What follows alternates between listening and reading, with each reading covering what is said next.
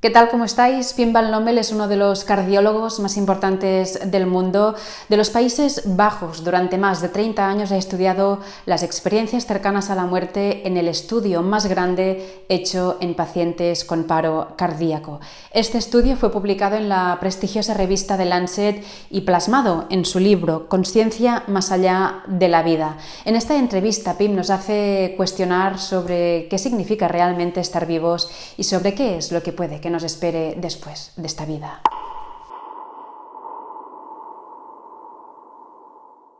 Okay, let's go. So, Dr. Pim, thank you so much. Doctor Pim, muchas gracias por estar aquí, te lo agradezco. You're welcome.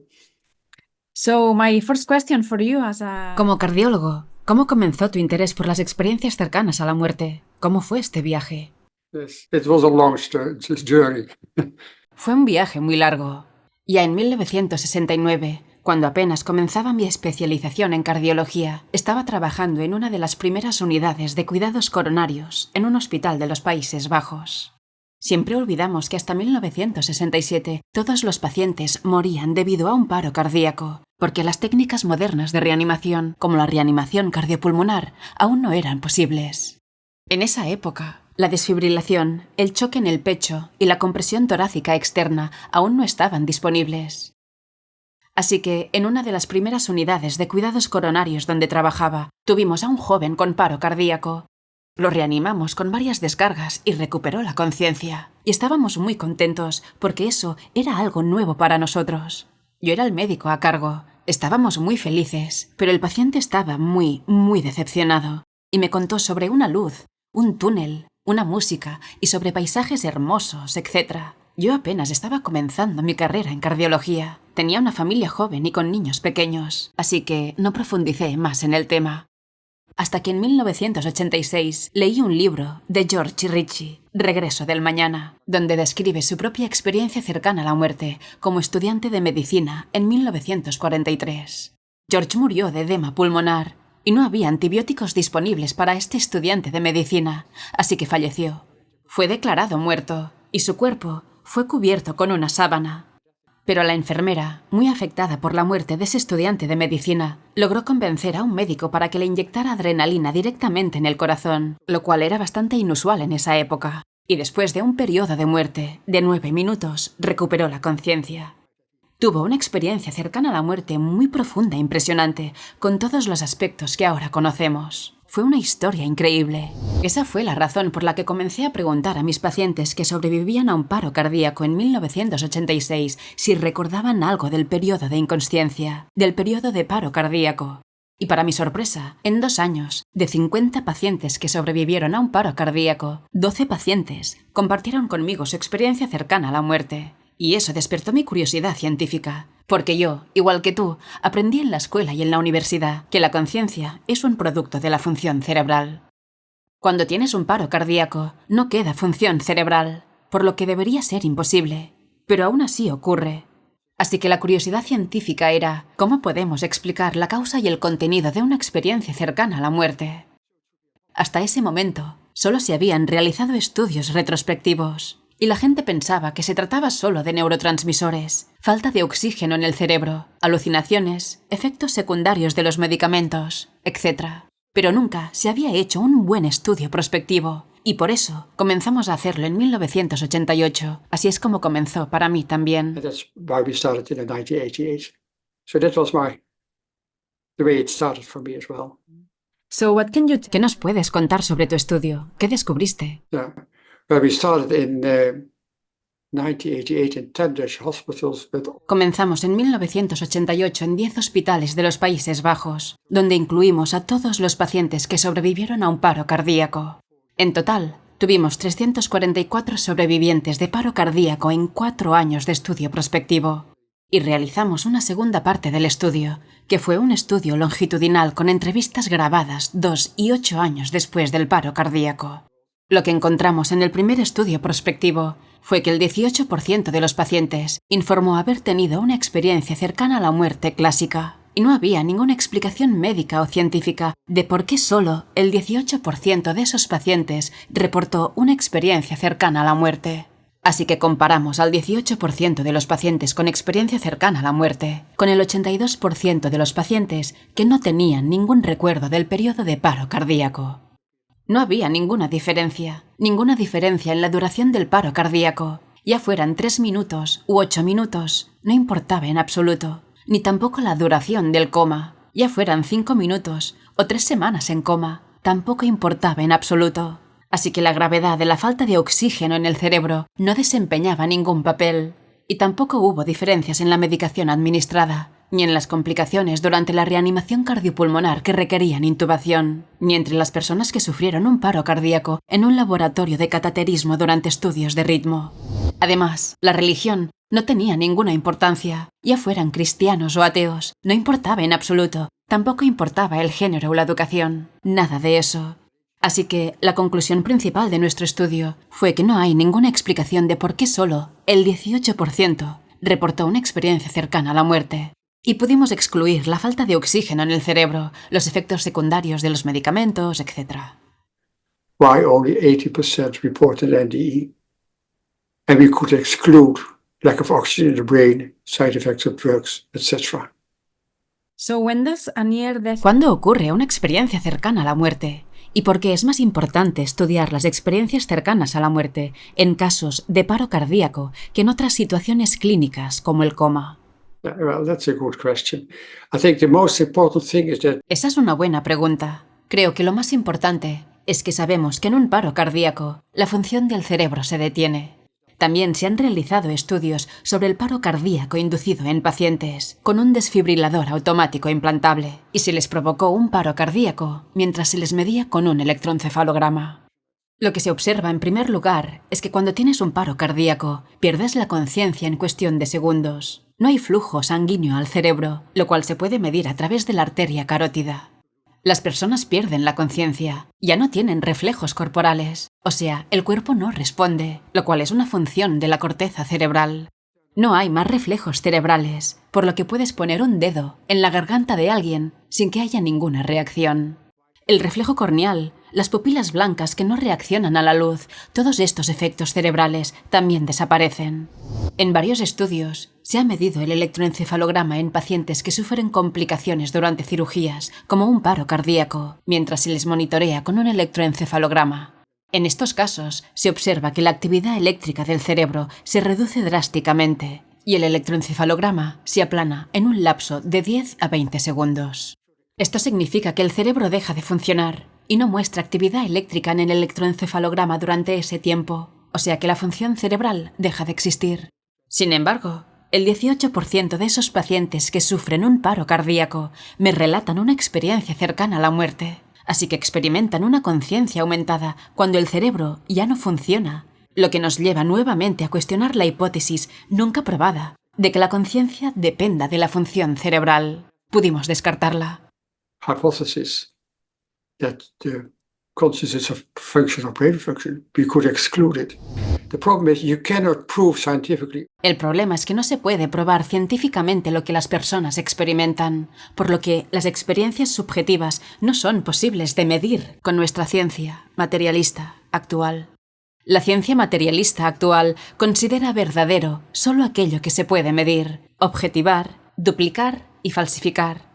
Pero lo que piensas o sientes no se puede medir ni objetivar. Por lo tanto, la ciencia materialista actual no se ajusta a las experiencias subjetivas. Ahora bien, ¿cómo podríamos probar estas experiencias subjetivas? Eso es lo que hicimos con el estudio longitudinal, mediante entrevistas grabadas 2 y 8 años después. Y lo que encontramos fue que solo los pacientes con una experiencia cercana a la muerte mostraron una transformación clásica, lo que significa que ya no temen a la muerte y creen que la conciencia continúa. También adquirieron una comprensión de lo que es importante en la vida. Todo se centra en el amor, primero hacia uno mismo y luego hacia los demás. Todo lo que haces a los demás, tanto positiva como negativamente, te regresa a ti. Y así pudimos demostrar, mediante este estudio longitudinal, que la transformación objetiva prueba la experiencia subjetiva. Esta fue una parte muy importante de nuestro estudio. Si la conciencia no es un producto del cerebro, ¿qué es y dónde se encuentra? Creo que tienes una teoría, la de la conciencia no local.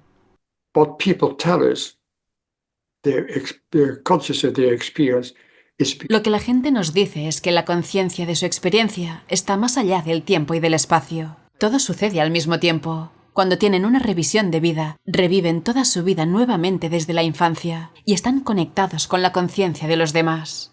Por ejemplo, si le quitaste algo a tu hermana pequeña, sientes lo triste que estaba.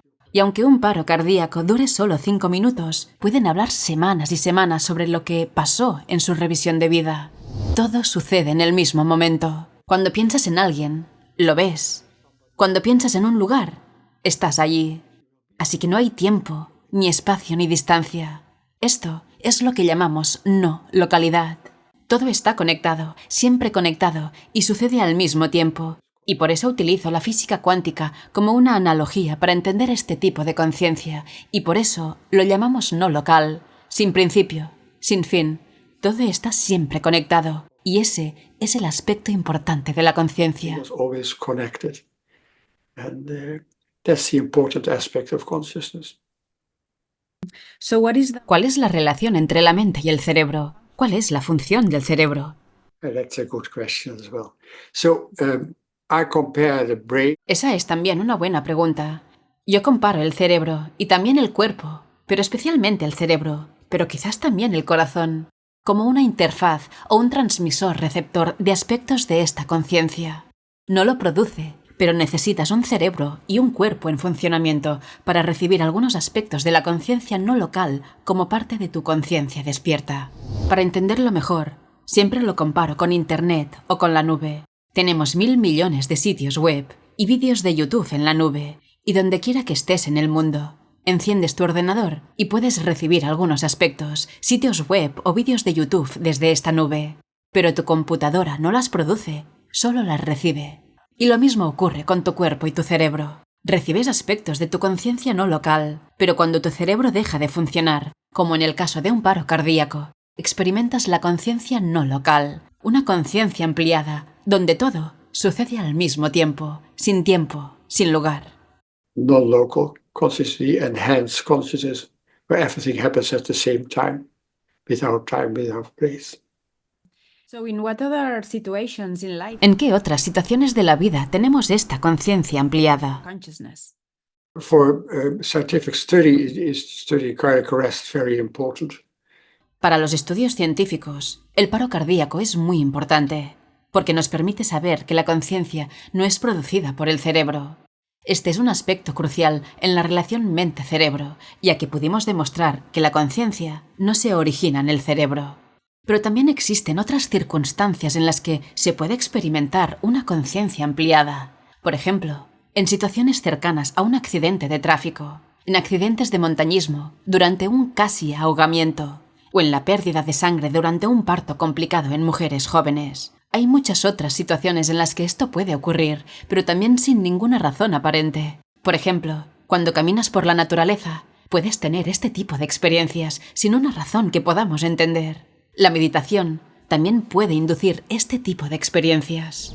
Así que puede ocurrir en muchas circunstancias, incluso con un cerebro en pleno funcionamiento. Pero los estudios sobre el paro cardíaco son esenciales para abordar la relación mente-cerebro, ya que nos permiten concluir que el cerebro no produce la conciencia. About the mind-brain relationship, that we could conclude that brain doesn't produce consciousness. Sometimes we can feel the presence. A veces podemos sentir la presencia de un ser querido que ha fallecido. ¿Es esto una manifestación de la conciencia no local? Non-local consciousness. Oh yes. Sí, es lo que llamamos comunicación después de la muerte. En los primeros días, semanas o meses después de la muerte de un ser querido, aproximadamente entre el 60 y el 70% de las personas tienen algún tipo de contacto con un pariente fallecido. Por lo general, pueden ver una figura luminosa, sentir su presencia, comunicarse con ella o incluso percibir su olor. Generalmente el mensaje es sencillo. No te preocupes, estoy bien, soy feliz.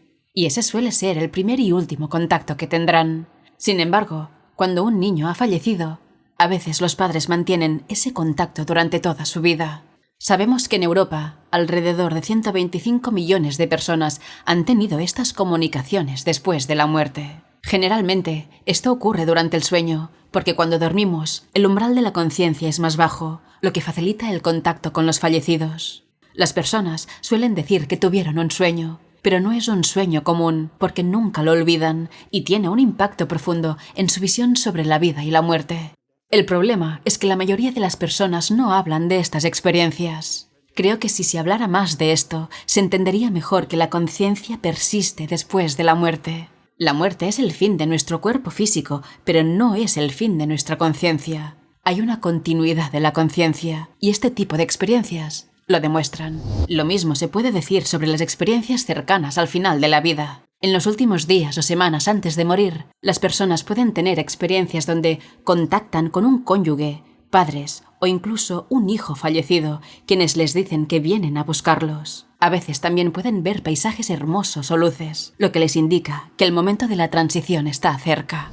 Un estudio reciente en Suiza mostró que más del 80% de las personas en fase terminal experimentan estas vivencias, pero a menudo no son reconocidas. Se piensa que son alucinaciones o efectos secundarios de medicamentos. Sin embargo, estas experiencias son importantes porque, al tenerlas, se pierde el miedo a la muerte, lo que hace que el proceso de morir sea mucho más pacífico. Estas experiencias sugieren que los fallecidos vienen a buscarte para sacarte de tu cuerpo, lo que indica que la conciencia siempre está presente. For the idea that people have died to come to get you, to take you out of your body. That means that consciousness is always there.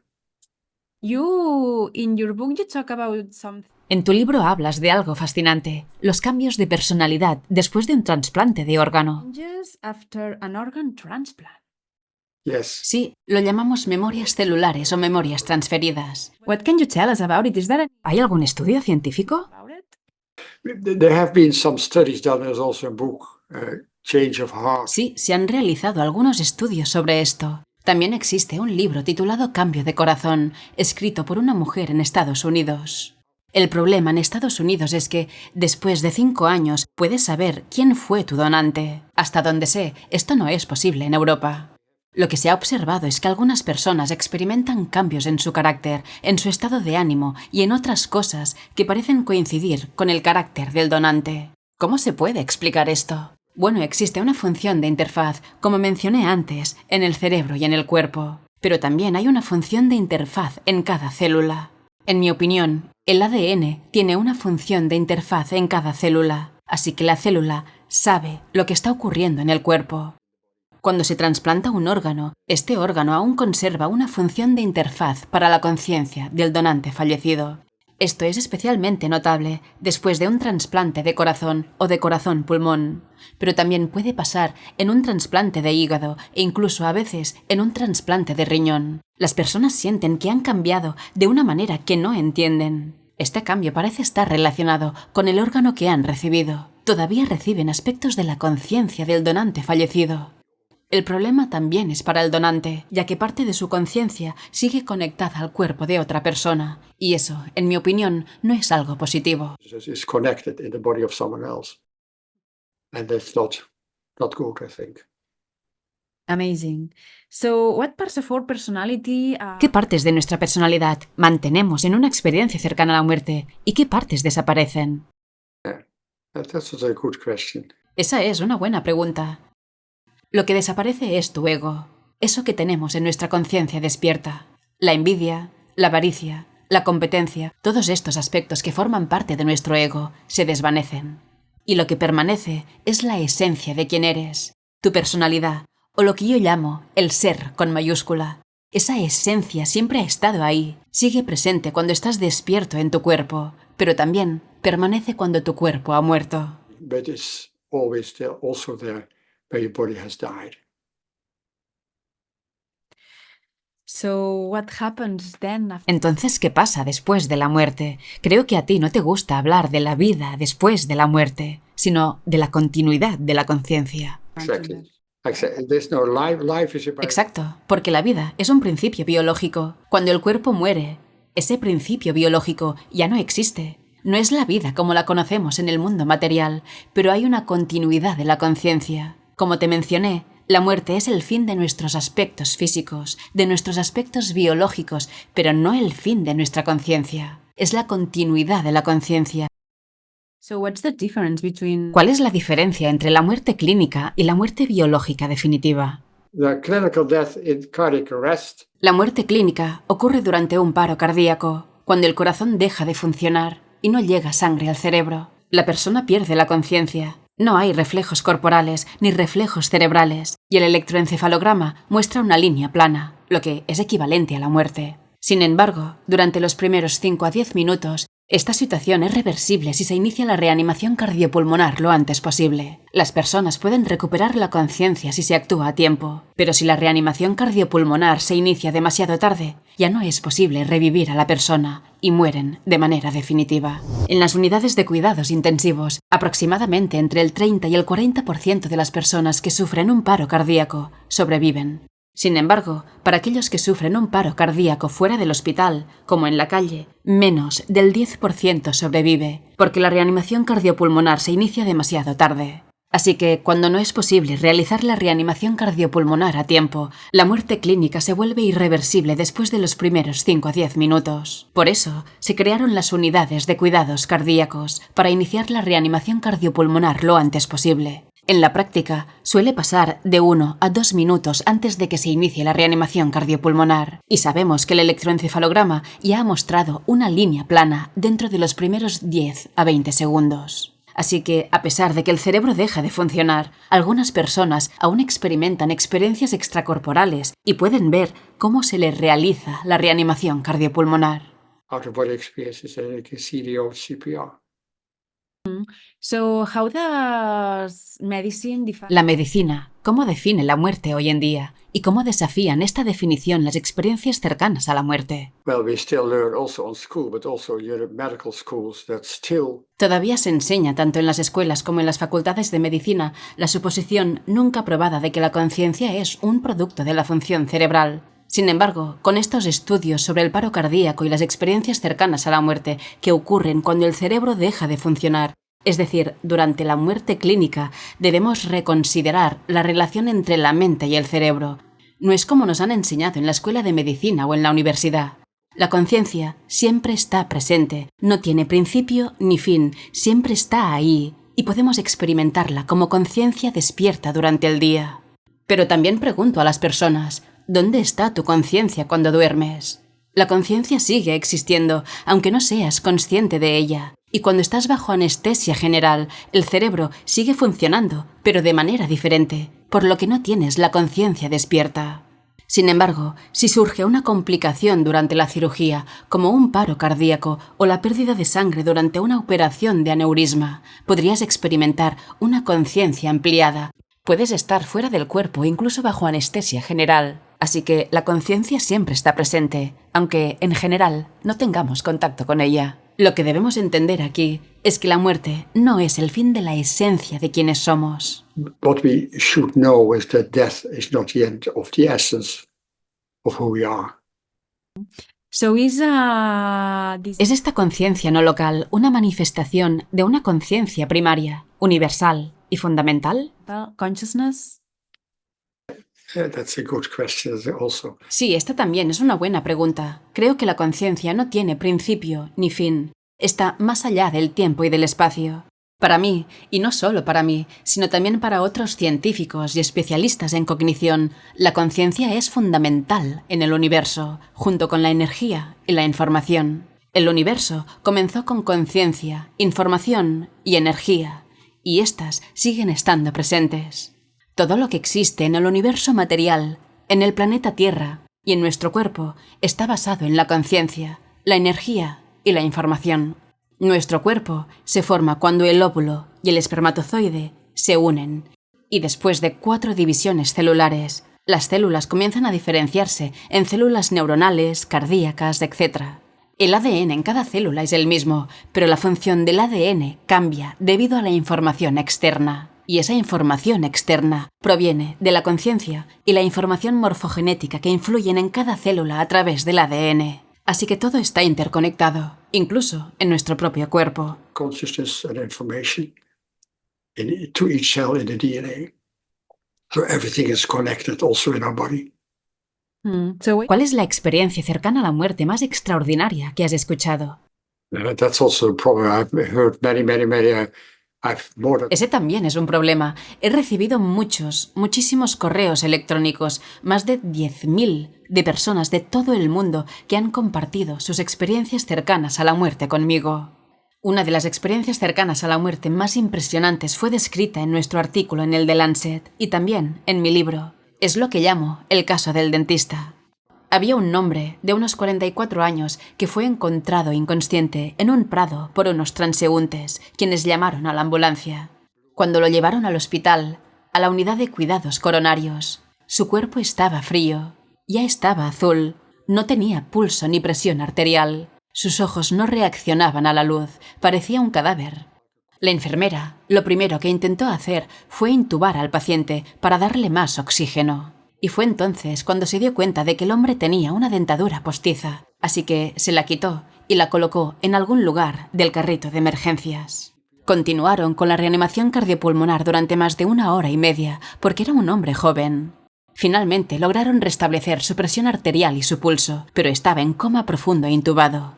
Fue trasladado a la unidad de cuidados intensivos para continuar con la respiración artificial durante 1 semana. Después recuperó la conciencia y después de 1 semana regresó a la sala de cardiología. Estaba ahí cuando una enfermera entró para darle la medicación. Él vio a la enfermera y le dijo: «Oh, tú sabes dónde están mis dientes». Después le explicó a la enfermera que ella estaba allí cuando lo trajeron al hospital, que le quitó la dentadura y la puso en el carrito con todos esos utensilios y que había una gaveta debajo donde guardó sus dientes. Fue capaz de describir todo lo que pasó en la sala de reanimación. Pudo ver desde arriba cómo los médicos y las enfermeras trabajaban en la reanimación cardiopulmonar y los reconoció. Pudo describirlos, describir la sala de reanimación, a pesar de que entró en coma y salió en coma. Y aún así pudo describir la habitación desde una posición por encima de su cuerpo. Estos son los aspectos objetivos de las experiencias extracorporales. Y la enfermera quedó asombrada al escuchar todo lo que describió. Ahora existe un libro titulado El yo no muere, con 128 casos de percepción crítica corroborada en experiencias extracorporales. Todos han sido verificados por médicos, enfermeras, miembros de la familia, para determinar qué ocurrió y cuándo ocurrió. Y pudieron demostrar que lo que percibieron realmente sucedió en la realidad, incluso durante un paro cardíaco, durante una cirugía o incluso durante un coma. Es importante también que conozcamos este tipo de estudios. really happens in reality, even during cardiac arrest, even during surgery, even during coma. So it's important that we know these kind of studies as well. What about negative NDs? Did you have any patients? ¿Y qué hay de las experiencias cercanas a la muerte negativas? ¿Cómo son estas experiencias y por qué crees que ocurren? And how do they look like?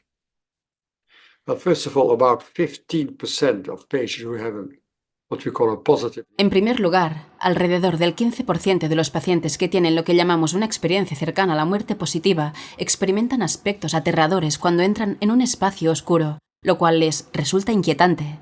Después, ven una pequeña luz que les atrae y se dirigen hacia ella, describiéndola como un túnel. Pero inicialmente era una experiencia aterradora. Solo un pequeño porcentaje de personas permanece en ese espacio oscuro, o incluso desciende a una especie de experiencia infernal, similar a la descrita por Dante en la Divina Comedia. Otras personas también han descrito este tipo de experiencias. No conocemos el número exacto de experiencias negativas porque muchas personas son reacias a compartirlas, especialmente cuando han sido aterradoras, básicamente por miedo a no ser creídas. Incluso cuando tienen una experiencia cercana a la muerte positiva, sigue siendo un trauma espiritual, con años de depresión, nostalgia y soledad, porque nadie les escucha hasta que oyen algún programa en la radio o la televisión o leen un libro y descubren que esto tiene un nombre, que no están solos, que no están locos. Pero cuando alguien tiene una experiencia infernal, son mucho más reacios a compartirla con los demás. He conocido a varias personas que han tenido una experiencia aterradora y les ha sido muy difícil hablar de ello. Recuerdo a una mujer que vino 2 noches seguidas, llorando, tratando de compartir su experiencia conmigo. Pero estas personas no son malas en absoluto. Creo que el estado de tu conciencia es importante y determina cómo experimentarás la experiencia. En la vida, cuando estás enamorado, el mundo es hermoso. Cuando estás deprimido, el mismo mundo se vuelve terrible. Siempre hay un aspecto subjetivo en la forma en que experimentas tu entorno, el mundo que te rodea. Y lo mismo ocurre en una experiencia cercana a la muerte. Si estás en un estado de miedo, puedes tener una experiencia aterradora también. Pero eso no significa que seas una mala persona. In the death experience, but you're just in an aspect of fear. You can have a frightening experience as well, but it doesn't mean that you're a bad person. That's all. Why people with NDEs ¿Por qué las personas que han tenido una experiencia cercana a la muerte dicen que lo que experimentaron fue más real que real? But when they come back in their body and live their life in the world again, they say it's just like an illusion. Cuando regresan a su cuerpo y vuelven a vivir en este mundo, dicen que esta vida es una ilusión. Cuando estaban en esa otra dimensión, los colores eran más reales, la música era más real. Lo que les ocurrió fue tan real que no pueden encontrar nada comparable aquí. Las personas buscan esos colores, buscan esa música en su vida cotidiana y dicen que no está en este mundo, es un mundo diferente. Dicen que lo que vivimos aquí es solo una ilusión. Como explicó Platón en la parábola de la caverna, vemos solo un aspecto de la vida, pero no la vida real. La verdadera vida es la que experimentas cuando tienes una experiencia de conciencia ampliada. But not the real life. And the real life you see when you have the enhanced consciousness experience. why some people see Jesus ¿Por qué algunas personas ven a Jesús, otras ven a Buda y otras un ser de luz? ¿Por qué la experiencia no es la misma para todos? for everyone? Because it's ineffable experience, so there are no words for it. Porque es una experiencia inefable, no hay palabras que la describan adecuadamente. Por eso las personas intentan encontrar palabras en su cultura o religión para explicar lo que han visto. Una vez estudié en Alemania Oriental, donde la religión prácticamente no existía. Las personas ahí solo hablaban de una luz y nada más. Pero en lugares como Alemania Occidental, donde el cristianismo era más común, la gente no solo hablaba de la luz, sino de un ser de luz. Algunos lo describen como Jesús, y los católicos romanos a veces dicen que es María. Los budistas lo identifican como Buda, y los hindúes como Atman o Brahma. Así que, según su trasfondo cultural o religioso, las personas intentan encontrar una palabra que capture esta experiencia abrumadora, este ser de luz. Tratan de darle un nombre a ese mismo aspecto de su conciencia. To give words to the same aspect of their consciousness. What are the most important messages that ¿Cuáles son los mensajes más importantes que esta luz, este ser de luz, da a las personas? Usually, so there are many aspects of the near-death experience which are universal and common. Generalmente hay muchos aspectos de las experiencias cercanas a la muerte que son universales y comunes. Por lo general, comienza con un paro cardíaco y la persona se pregunta, ¿esto es la muerte? ¿Estoy muerto? A veces escuchan un ruido o música. Después experimentan una experiencia extracorporal donde ven su propia reanimación desde arriba. Después pueden entrar en un espacio oscuro y pasar a través de un túnel hacia una dimensión no terrenal con colores y paisajes hermosos, donde se encuentran con familiares fallecidos con los que pueden comunicarse. Después aparece el ser de luz. Este ser de luz normalmente les ofrece amor incondicional y aceptación. Después tienen una revisión de vida, donde reviven toda su vida y adquieren una comprensión profunda. Obtienen una perspectiva sobre cómo vivieron, cuándo ofrecieron amor y cuándo no lo hicieron. Es una experiencia que proporciona una visión profunda de la vida, generalmente con el ser de luz ahí, ayudándoles a aceptar tanto los aspectos positivos como los negativos de su vida. A veces llegan a un límite y saben que si lo cruzan, no podrán regresar. En ese momento suelen escuchar una voz, ya sea del ser de luz o de algún familiar fallecido, que les dice que no es su momento, que deben regresar porque aún tienen una tarea que cumplir. Y después recuperan la conciencia en su cuerpo, lo cual es terrible. Regresan a un cuerpo dañado, ya sea después de un accidente de tráfico, donde todo está roto, o después de un paro cardíaco, sintiendo el dolor del infarto. Tienen la sensación de que su conciencia es demasiado amplia para encajar de nuevo en su cuerpo. Sienten que ya no encajan, esa es la sensación que describen. Así que tienen que acostumbrarse a su cuerpo, que además está dañado. Es muy difícil volver conscientemente al cuerpo. Así que el ser de luz, durante la revisión de vida, te ayuda a aceptar cómo viviste. Conscious return to the body. So the being of light helps you to accept how you lived during the life review. How is the life review for a person who was not ¿Cómo es la revisión de vida para una persona que no ha sido buena en esta vida? ¿Es como el concepto religioso del infierno, quizás? concept of hell?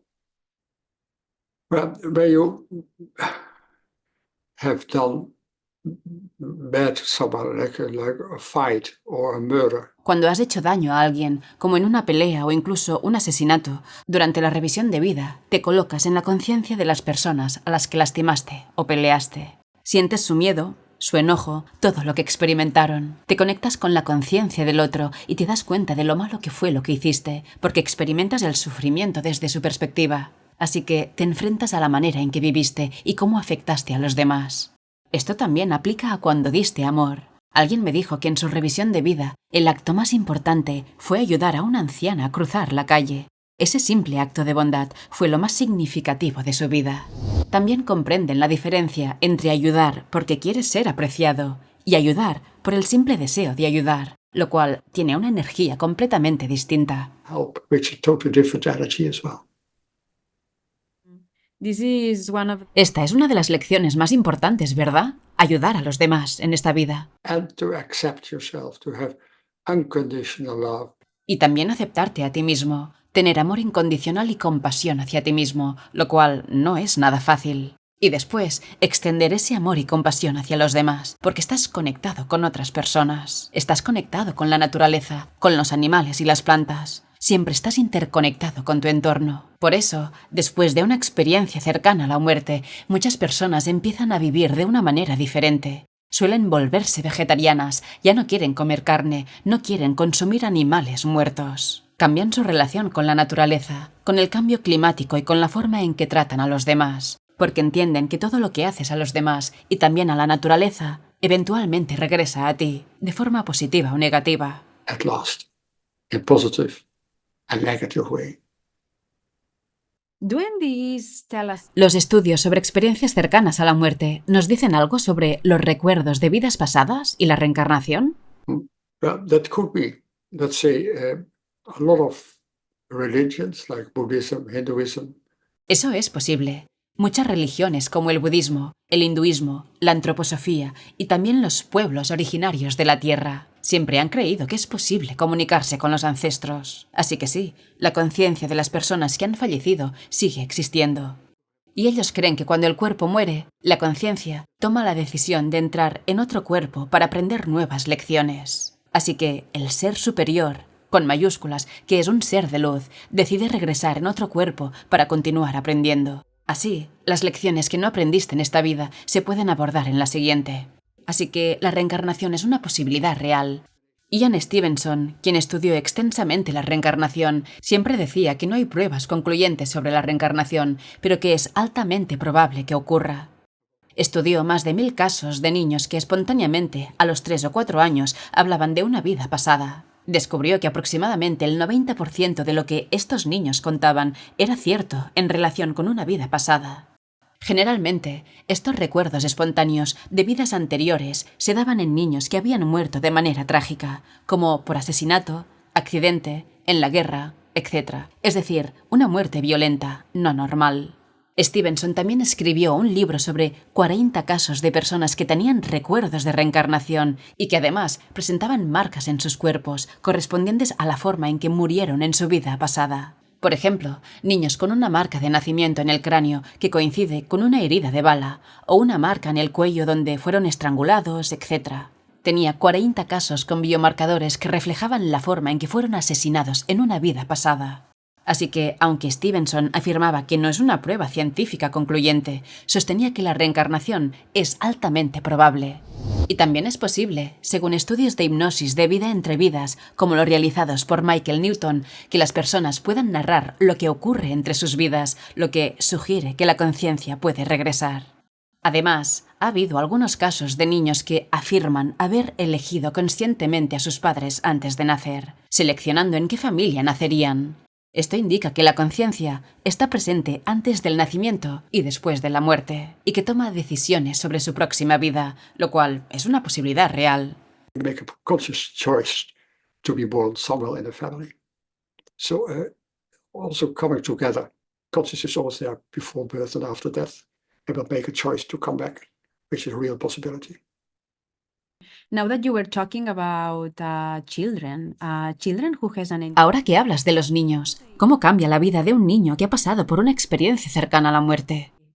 Well, normal under the age of 4 or 5 years old, Normalmente los niños menores de 4 o 5 años no suelen recordar su experiencia cercana a la muerte.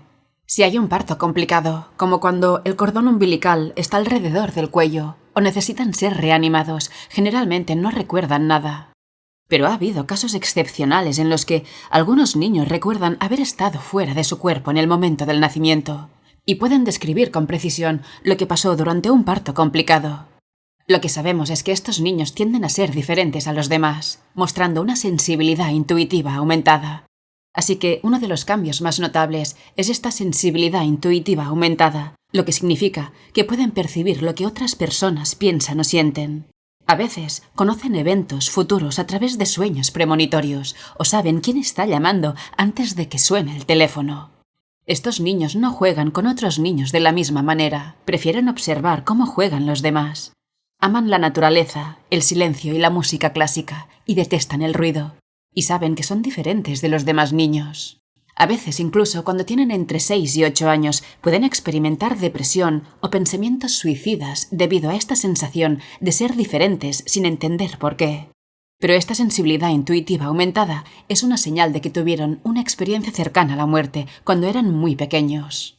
También se ha observado en personas que, de bebés, sufrieron meningitis, cayeron en coma o casi se ahogaron. La única característica común es la sensibilidad intuitiva aumentada.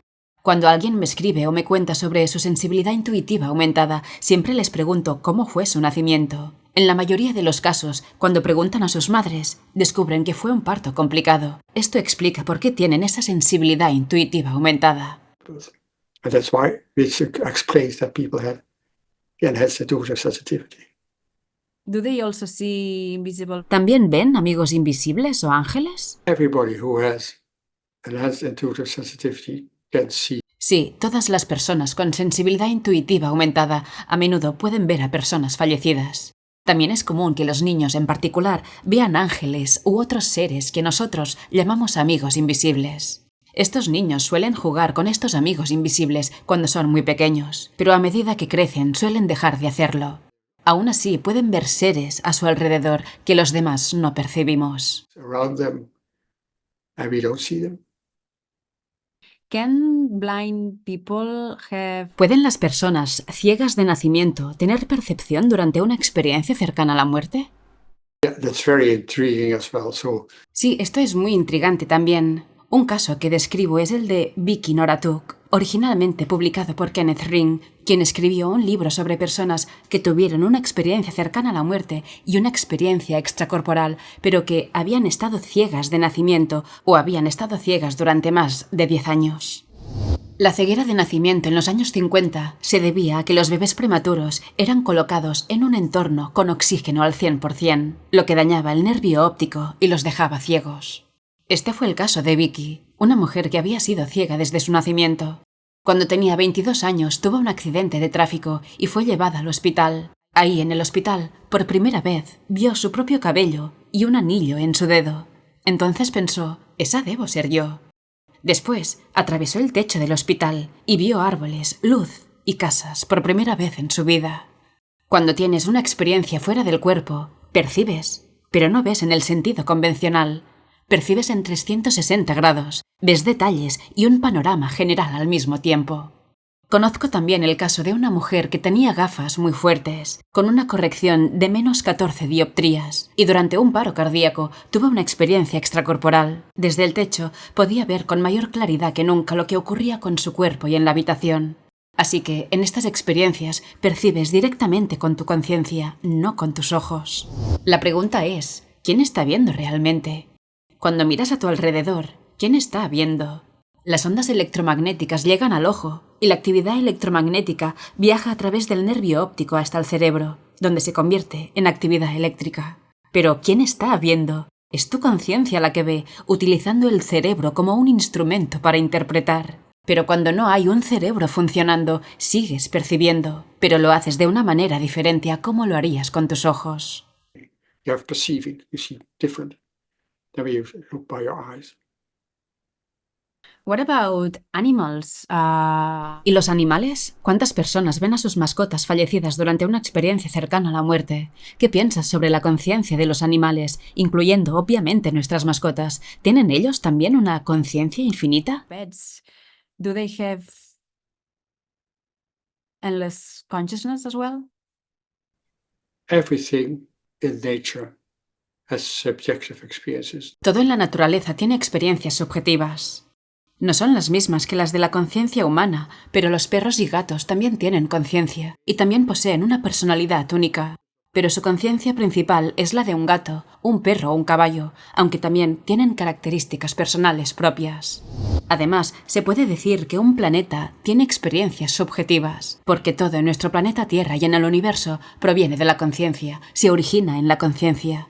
Sabemos, especialmente por relatos de niños, que pueden encontrarse con mascotas fallecidas, como gatos, perros o caballos. También algunos adultos han contado que durante sus experiencias cercanas a la muerte se encontraron con la conciencia de sus animales, los vieron y los reconocieron. Así como podemos reconocer a nuestros familiares fallecidos por su conciencia, también podemos hacerlo con nuestras mascotas. Percibimos que están ahí y sabemos quiénes son. De la misma manera que reconoces a un pariente fallecido, como un tío, padres o abuelos, también sabes que ese es tu animal de compañía. And our parents, etc. You know that they are there. And it's the same with pets. You know that's my pet. In what form do they see them if they are... ¿Qué es lo que ven exactamente? Si son espíritus, ¿en qué forma o apariencia los ven? They differ. Sometimes they Eso varía. A veces las personas describen a sus familiares fallecidos como seres vivos, pero con una apariencia diferente. Por ejemplo, dicen que es la misma persona, pero más joven. Pueden reconocer a su abuelo, que tal vez falleció a los 80 años, pero en la experiencia cercana a la muerte lo ven como si tuviera 40 años. Lo mismo ocurre cuando ven a un bebé fallecido. A menudo lo ven como un joven adulto. Es como si hubieran crecido en esa otra dimensión. Aunque no se ven exactamente como cuando murieron, sabes quiénes son. Los reconoces de inmediato. Es un sentimiento intuitivo, un conocimiento profundo que te dice quiénes son, independientemente de cómo se presenten. So how has your life changed? ¿Cómo ha cambiado tu vida desde que comenzaste tu investigación? ¿Cómo vives tu vida? I changed a lot. He cambiado mucho. Fui criado como un cardiólogo materialista. Al principio quería estudiar física, pero después me incliné por la medicina y finalmente por la cardiología, que también tiene mucho de física. Así que era un cardiólogo con una base materialista, hasta que comencé a estudiar las experiencias cercanas a la muerte y eso lo cambió todo. Nunca había leído la Biblia, pero comencé a leerla. También empecé a leer sobre budismo, hinduismo, antroposofía, etc., para entender lo que la gente me contaba en esos primeros años. Empecé a leer toda la literatura sobre las experiencias cercanas a la muerte. Ahora sé con certeza, como dijo Platón, que nuestro cuerpo es solo un portador temporal de nuestra alma eterna. Nuestra conciencia siempre está presente, es una conciencia continua, y la muerte es solo el final de nuestro cuerpo físico. Es importante cómo vivimos nuestra vida, con aceptación hacia uno mismo, hacia los demás y hacia la naturaleza. Hace 25 años me volví vegetariano. A mi mujer y a mí nos encanta nuestro jardín. Pasamos al menos 1 hora al día en la naturaleza, caminando o en bicicleta. Nuestra casa siempre está en silencio, excepto cuando queremos escuchar música. Mi esposa también cambió. Ella estudió medicina tradicional china. Era fisioterapeuta y después se especializó en acupresión. Y durante los últimos 15 años ha dado clases de yoga. Ella también ha estado muy abierta a estos cambios. Nos hemos ayudado mutuamente a cambiar. the acupressure, and in the last 50 years she gave yoga lessons. She was very open as well. So we helped each other as well to change. What is the most important lesson you have? ¿Cuál es la lección más importante que has aprendido de tu vida y de tu trabajo? Yeah, it's all about love. Que todo se trata de amor y compasión hacia ti mismo y hacia los demás. Saber que siempre estás conectado con otras personas, con la naturaleza, con las plantas y los animales. Todo lo que haces a los demás y a la naturaleza, ya sea positivo o negativo, eventualmente regresa a ti. Así que por favor, vive de la manera más consciente posible para ayudar al mundo a sobrevivir. to help the world survive. That's awesome. I think Eben Alexander said that Creo que Eben Alexander propone hacer revisiones de vida aquí, en esta vida. here while we are here in this life. Well, that's the same, that you are Sí, es exactamente eso. Durante la revisión de vida no solo te enfrentas a lo que hiciste, sino también a lo que dijiste y a lo que pensaste. Todo tiene un impacto, no solo tus acciones, sino también tus palabras y pensamientos, porque afectan a los demás de alguna manera. Cada pensamiento que tienes queda registrado para siempre. thought you have is kept forever. Are you looking ¿Estás deseando que llegue tu propia muerte? No, I'm No, curious. tengo curiosidad, eso es todo. That's it. What is your hope for the ¿Cuáles son tus esperanzas para la ciencia? To change science to include subjective experience. Espero que lleguemos a un punto en el que la ciencia cambie para incluir la experiencia subjetiva. A esto lo llamamos la ciencia posmaterialista, y los estudios sobre la conciencia en los últimos 50 años han adoptado cada vez más este enfoque posmaterialista. Hace 50 años, la mayoría de los estudios sobre la conciencia, alrededor del 80%, se basaban en un enfoque materialista. Pero ahora, aproximadamente el 70% adopta un enfoque posmaterialista, lo que significa que la conciencia se considera fundamental. Todo surge de la conciencia, y para cambiar el mundo debemos cambiar nuestra conciencia, porque la conciencia es fundamental. Este cambio se está dando cada vez más. Aún así, muchos neurocientíficos siguen buscando la conciencia en el cerebro, pero nunca la encontrarán ahí. Este cambio hacia una ciencia posmaterialista asusta a muchos científicos, porque si resulta cierto que la conciencia no es un producto del cerebro, pierden su posición en la universidad y su financiamiento para la investigación. Conozco a algunos profesores que, en privado, me han dicho que puede que tenga razón, pero oficialmente afirman que es una tontería. Y entonces, cuando se jubilan, reconocen que puede que hayan estado equivocados toda su vida. Yo entiendo su temor y su resistencia a abrirse a nuevas ideas. La posición en la universidad es difícil de mantener, y sé de algunos profesores que han sido rechazados por sus universidades porque realizaron estudios sobre la conciencia o sobre experiencias cercanas a la muerte y la comunicación después de la muerte. Es un terreno peligroso para ellos. Consciousness, only that experience of after-death communication. So it's dangerous for them. Dr. Pim, thank you so much for your time. Dr. Pim, muchas gracias por tu tiempo, conocimiento y por tu contribución a la humanidad. You're welcome. De nada, han sido buenas preguntas, así que muchas gracias. prepared for the interview and your good questions. So thank you very much.